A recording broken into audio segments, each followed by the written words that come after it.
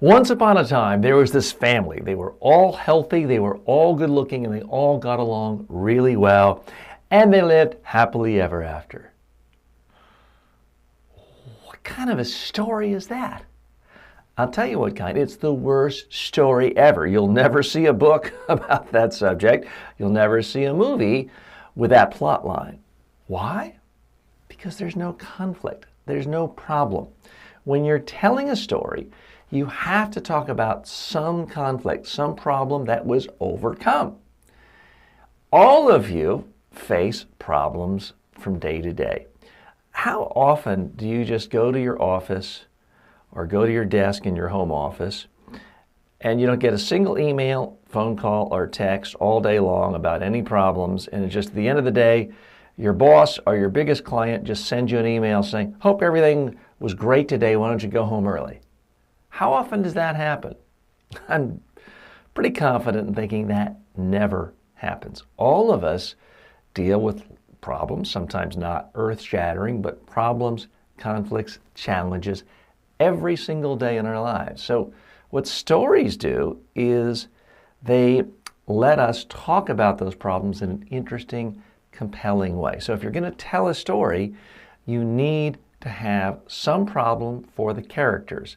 Ideally, again, most of the time it's a problem you had or one of your clients or customers or a constituent had, and how together you faced those challenges, how you faced that problem, how you solved it, and how it was resolved.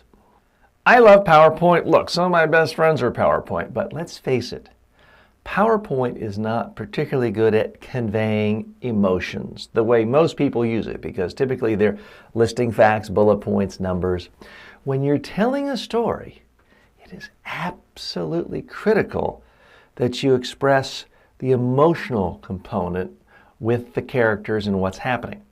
Are you sad? Are you disappointed? Are you happy? Are you afraid? What is it you're feeling emotionally?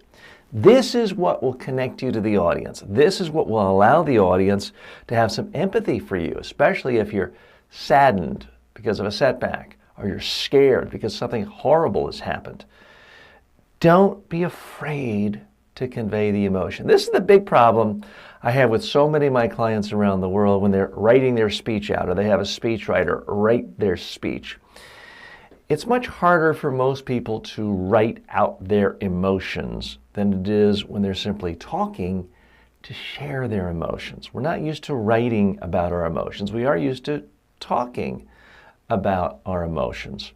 And this is the big problem with PowerPoint slides, with people accumulating data points, numbers, facts. Well, you have to have some of that, but how do you feel about that? Which ones get you most excited? Which ones are the most depressing? When you're telling a story, you've got to express your emotions. That's what's going to hook people. That's going to make them be on the edge of their seat for you, or feel sorry for you, or feel excited for you, or to empathize with you. That's why it's crucial. A story without emotion is really just a recitation of facts.